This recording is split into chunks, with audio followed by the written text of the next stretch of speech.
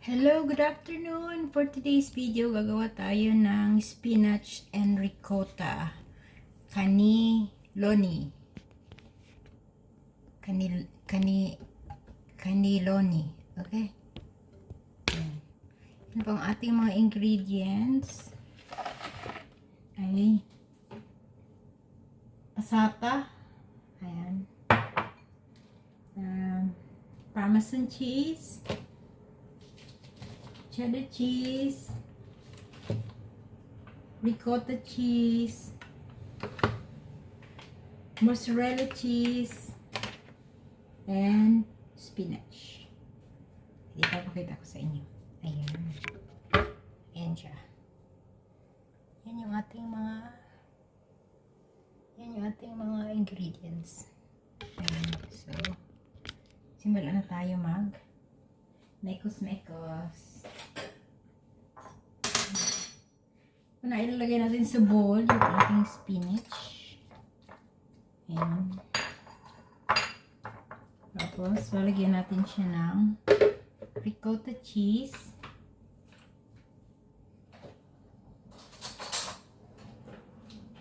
Ricotta cheese. Ilang grams ba dapat? Tingnan natin. Kailangan sakto siya sa measurement. How much ba ang ricotta cheese? So, 180 grams. 180 grams, so half. Kani 180. 50 plus 40, so 90 grams. Okay? Ayan, 90 grams ang kailangan natin. 90 grams ng ricotta cheese. Ayan, sakto, 90. Ilagay natin siya doon. Now, mag-grate tayo ng parmesan cheese ng 15 grams. 15 grams.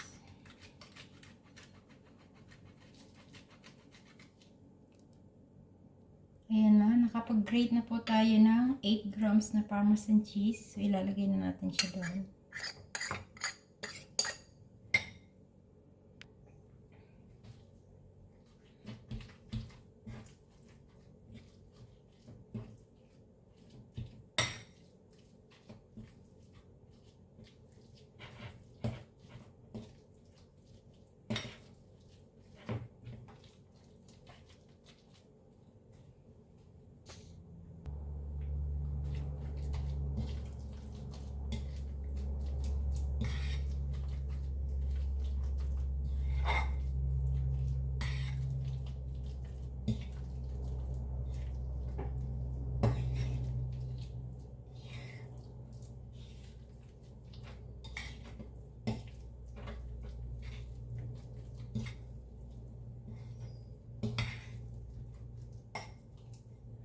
Ayan, na-mix na po.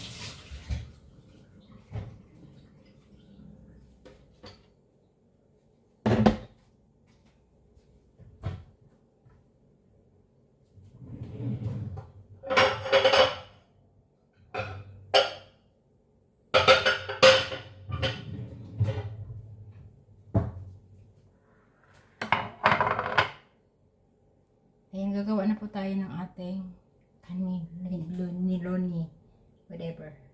Okay? Lagyan natin ng sauce itong ating paglalagyan ng ating niroll na kaniloni. Yan.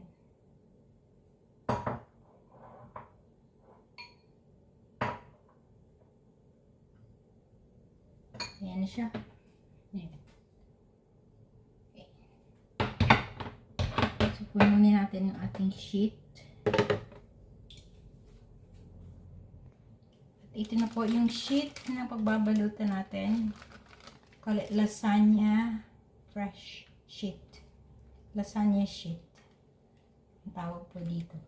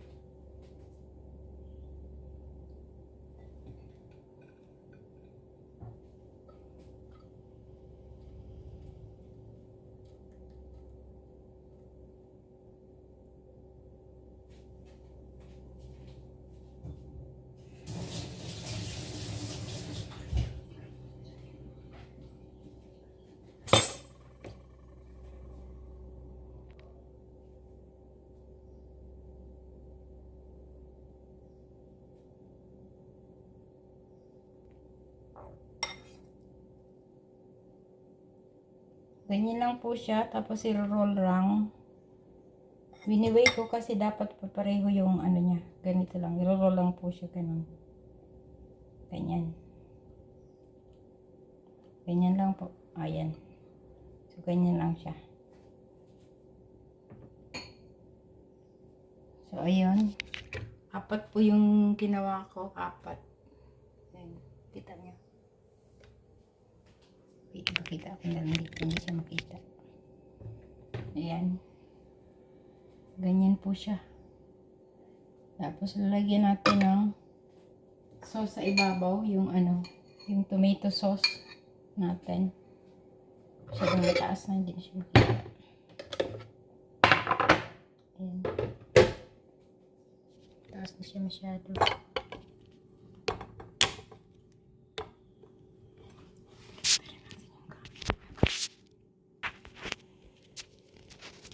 Para makita nyo. Dapat pala nakabaliktad yung camera.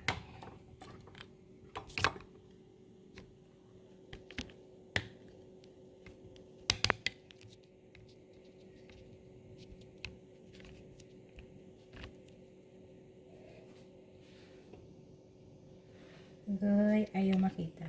So, balik tayo. Balik. Ayan.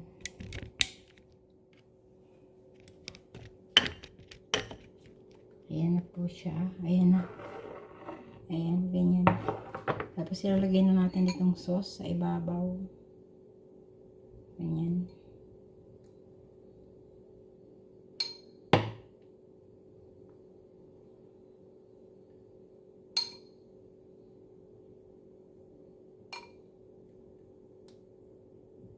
Kailangan madami yung tomato sauce. Eh, pasata pala to, pasata. Ayan.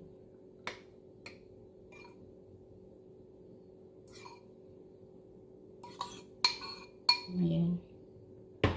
Kailangan ganyan kadami yung sauce. Ganyan. Ganyan kadami yung sauce.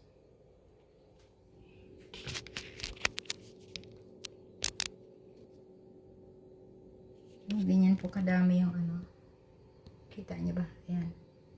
Tapos ilalagay na natin ito. Mozzarella cheese.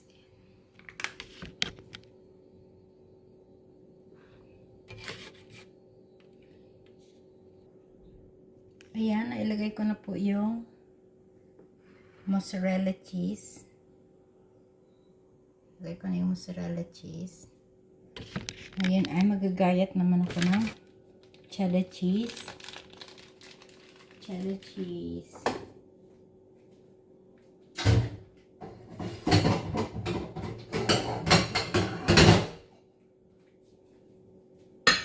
Cheddar cheese na. Ilang grams ba yung pinapalagay sa akin? 20 grams na cheddar cheese. So, pakalo ng ganyaran.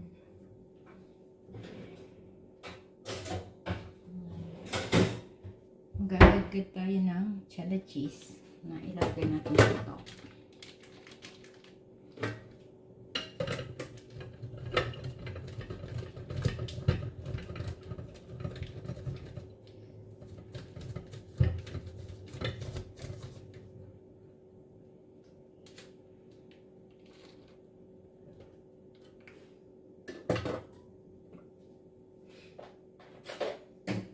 Ayan, i-sprinkle po natin siya sa ibabaw. Ayan, ganyan. Ayan. Tapos, i-bake natin siya ng 30 minutes mamaya. Preparation, advanced preparation lang po yun. So, ipapakita ko sa inyo mamaya pag ito yung naluto na.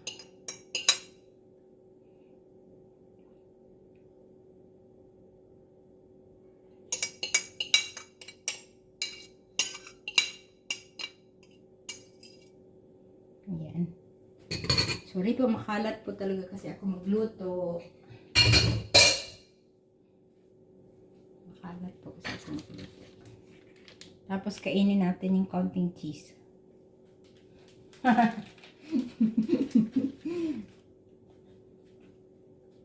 Ayan, ready na po siya i-bake. Ayan, ready na po siya. Kita nyo.